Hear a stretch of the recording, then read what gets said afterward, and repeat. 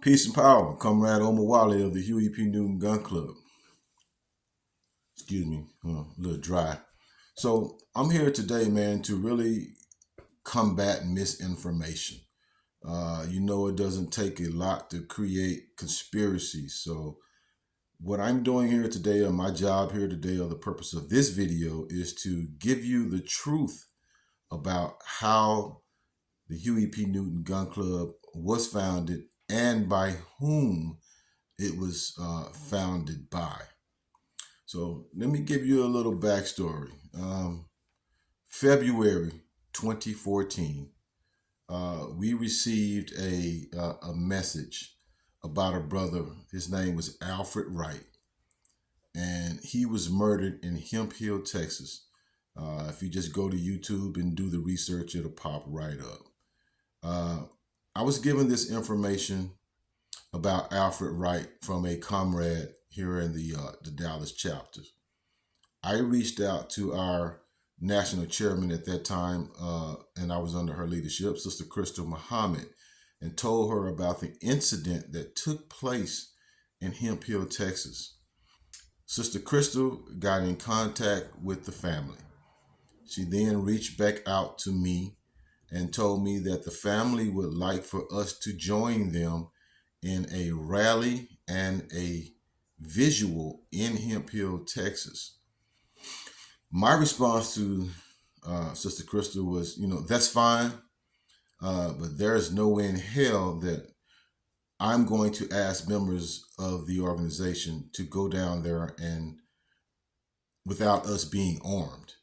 And I don't mean just a sidearm, I mean long arms, rifles, shotguns, the tools that we would need to defend ourselves with in a hostile, racist city such as Hemp Hill, Texas. So I got with Sister Crystal. We agreed on the terms of the rally, and we went down to Hemp Hill, Texas, and we had a successful and we had a safe rally. On the return home, the 4-hour ride home, there were four of us in my vehicle. Brother Lorenzo, Brother General Lavelle Jenkins, and Yefeo Balagoon. And we were just having general conversations. And one of the conversations was about Brother Malcolm X telling us as black men and women to create rifle and pistol clubs. And it was just a general conversation that we were having after being high off of standing for our people in that racist city and arming ourselves and ready to defend ourselves and give our lives if need be in that situation, so this family could bring closure to the death of their son Alfred Wright, who was tragically killed and dismembered.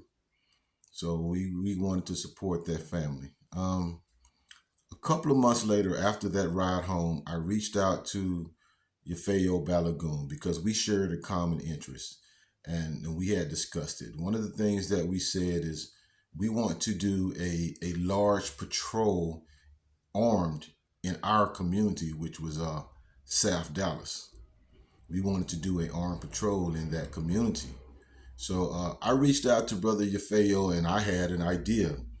And I reached out to him. I said, brother, I'm ready to do that patrol that me and you have been dreaming about, that you and I have been discussing. But I said, but we need to do it under a collective name instead of a lot of different organizations. So he asked me what name did I have in mind. And the exact words that came out of my mouth were the Huey P. Newton Geronimo Pratt Gun Club. And his response was like, wow. And he made a correction to it. He was like, let's drop the Geronimo Pratt part of it and let's just go with the Huey P. Newton Gun Club. Bam. So that's how the name became our official stamp as to who we were going to organize under that name. And we needed a name that identified all of the organizations that were part of that initial rally in August 20th, 2014. there were four organizations that made up the Huey P. Newton Gun Club. One was the New Black Panther Party under the leadership of Crystal Muhammad. The second one was a Black Militia Nation under the leadership of Drew Yashiran. The third was African Angels under the leadership of Brother Zulu here in Dallas. And the fourth was Guerrilla Mainframe, the organization that Yefeo was part of.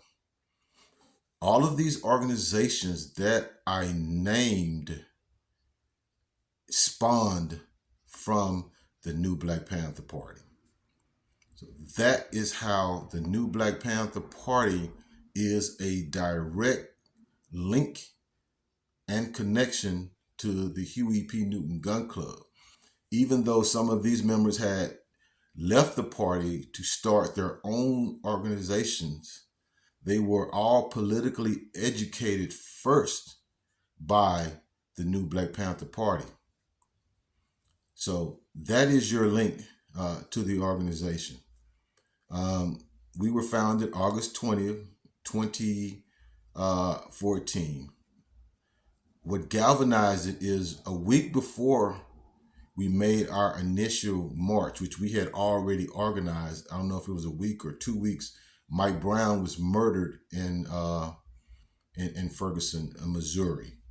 So that magnified the spotlight. So when we did our initial march on August 20th, 2014, the fact that Black men and women were walking around patrolling their community with firearms kind of took the nation by storm.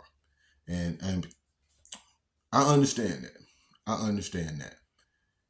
Later, people from around the country would identify with what we were doing, and people from around the country would call and ask, how can we start chapters of the Huey P. Newton Gun Club in our city or our state? That's how the gun club became to be a national organization.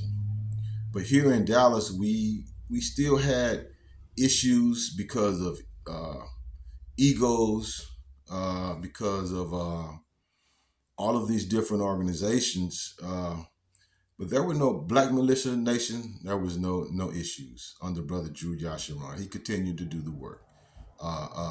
African Angels under the leadership of Brother Zulu, there were no issues. He continued to do the work.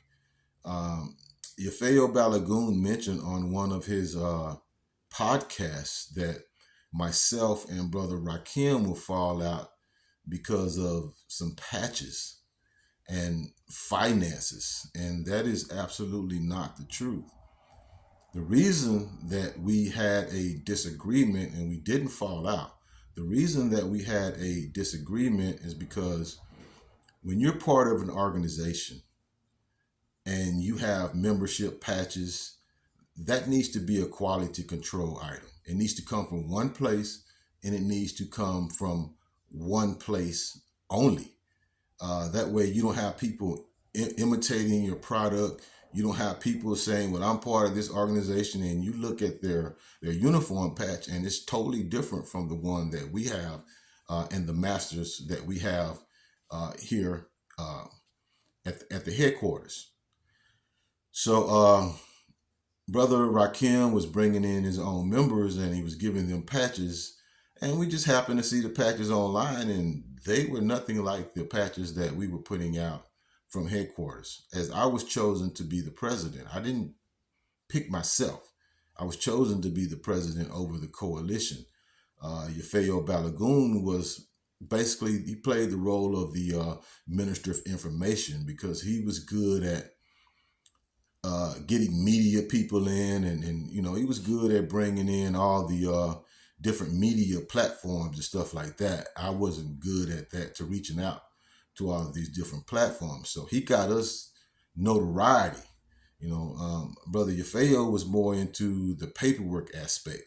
You know, let's file this with federal court, and let's do this. And I didn't really give a shit about filing no paperwork, because my thing was, even though I supported his efforts, these crackers don't give a damn about no fucking paperwork.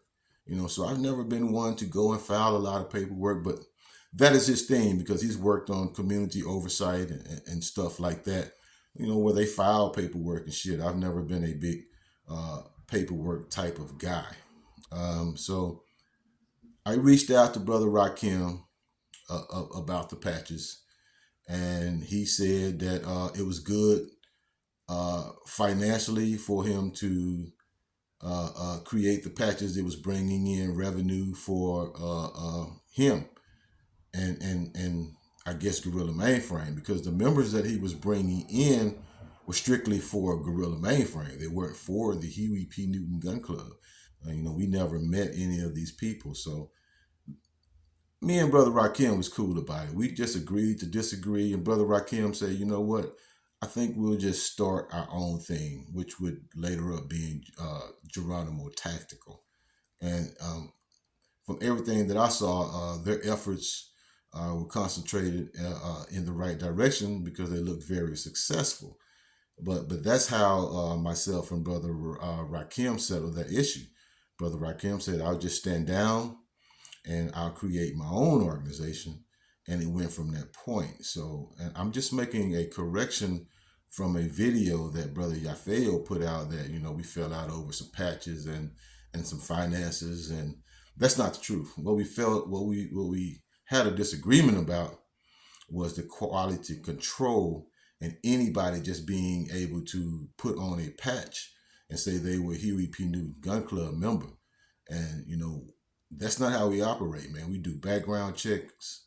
We make sure that we're not bringing into any perverts in the organization. You know, there's levels to this shit. You just can't come in and say that, you're a Huey P. Newton Gun Club member just because you want to have big numbers, or I don't know exactly what the comrade was thinking about in that perspective. So the organization went national. People would reach out to us again, and hey, how can we be a part of this?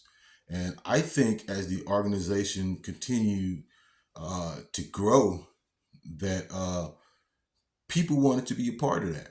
Local people, and people wanted to assert themselves as founding members and founding personnel.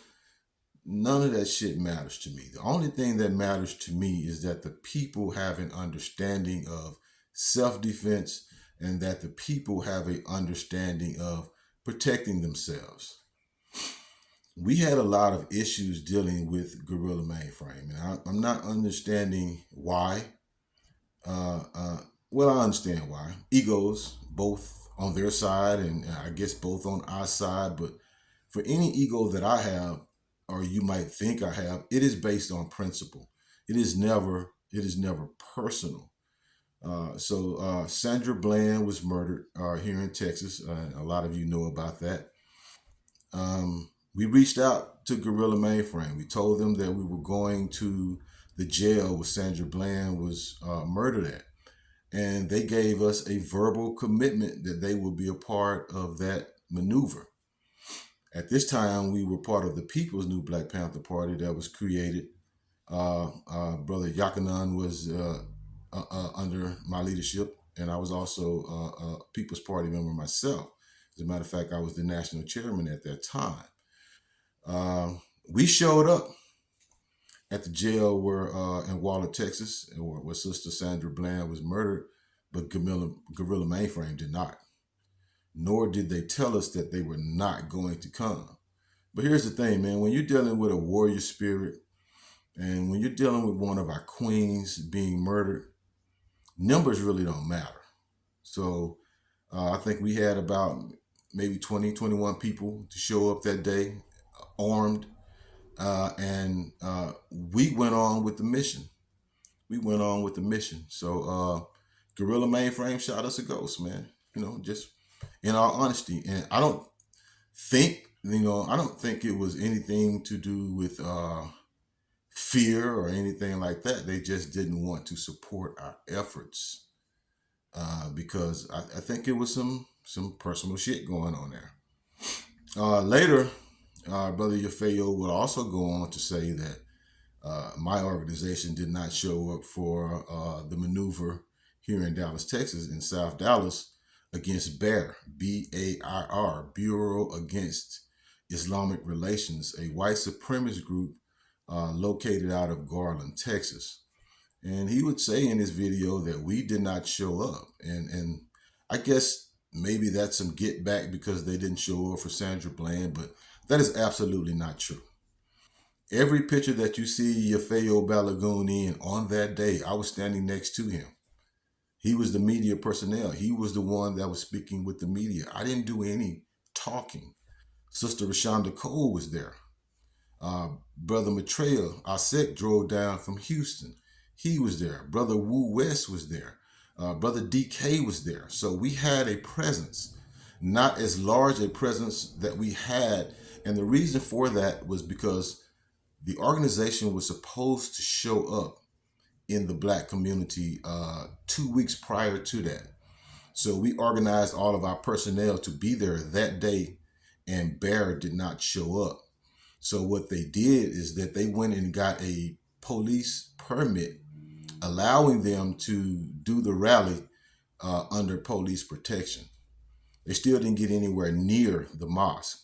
But after 2 weeks and after they had shot the ghost the first time, a lot of my members here locally were not able to make that rally. But we showed up with what we had. We had 5 people.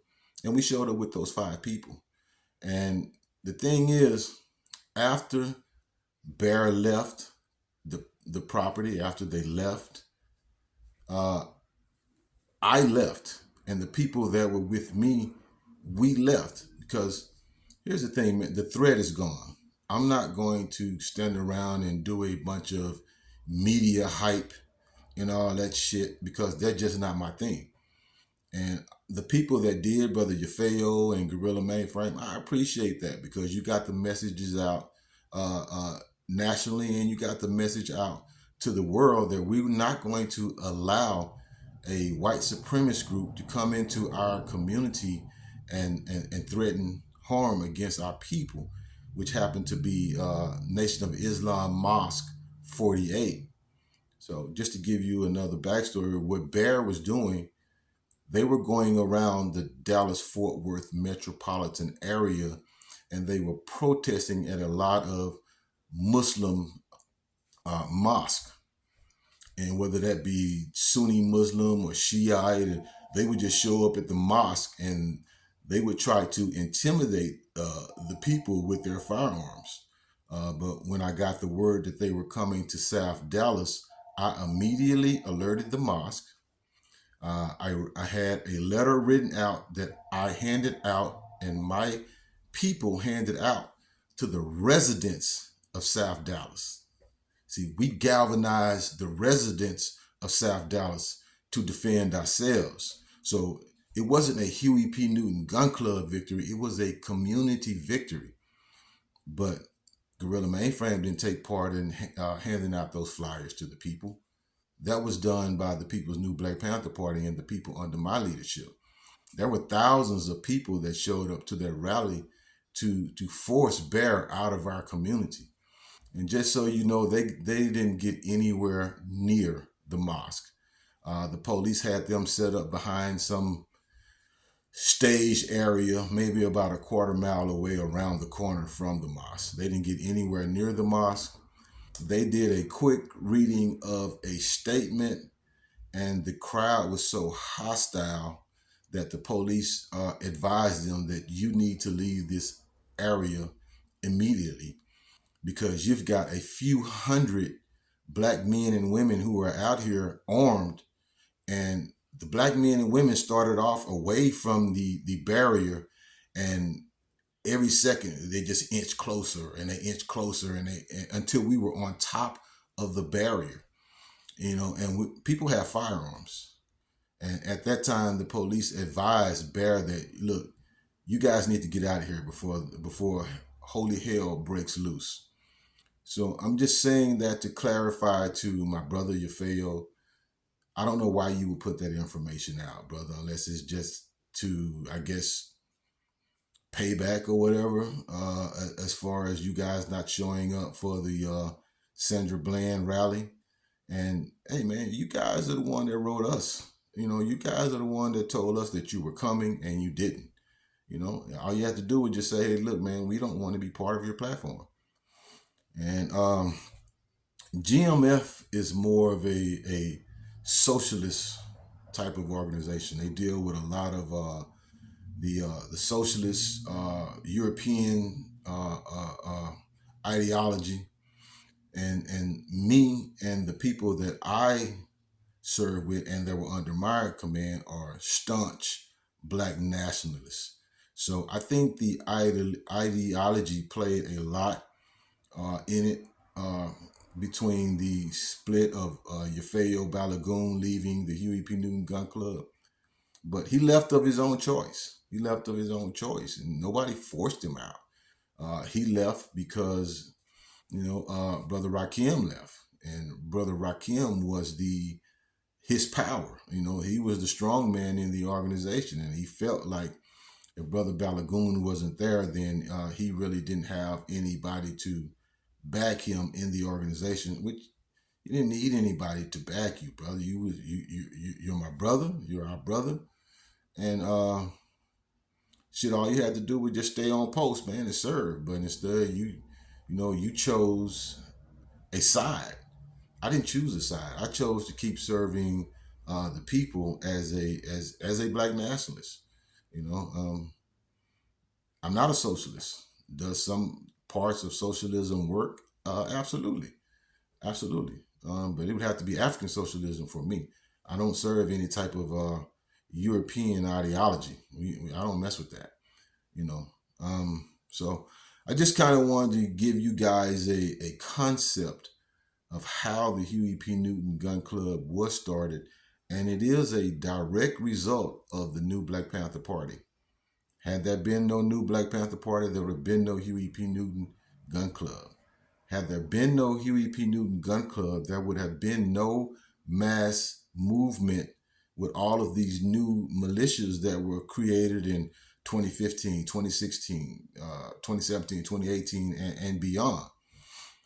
Grandmaster Jay of Not Fucking Around Coalition studied the Huey P. Newton Gun Club. He might not tell you that, but we have pictures of him following the Huey P. Newton Gun Club around in Dayton, Ohio, at an anti-Klan rally. We have pictures of him up under one of our brothers, Brother A.J. Frazier, who founded PANSOC and also a Huey P. Newton Gun Club member at the Ahmaud Arbery rallies. So Jay studied the Huey P. Newton Gun Club very closely, and how we were moving. Unfortunately, one of the things I believe that Grandmaster Jay messed up at is he was studying the how it looked to carry a rifle, how it felt, the empowerment of a rifle, but he failed to understand the gun laws from a national level to a state level to a local level. Because you would never catch any member of the Huey P. Newton Gun Club pointing a flashlight or a weapon at anybody, whether it be a cop or whether it be a civilian. The only time we're going to point that firearm in your direction is when you're about to get hell unleashed on you, when we have an intent to take down a threat. So I think that's what Brother Jay failed to do his homework diligently. He wanted the grandeur. He wanted to, be part of the known as this great black militant that brought people together, but you forgot to study the basics, principles of owning and carrying a firearm in this country.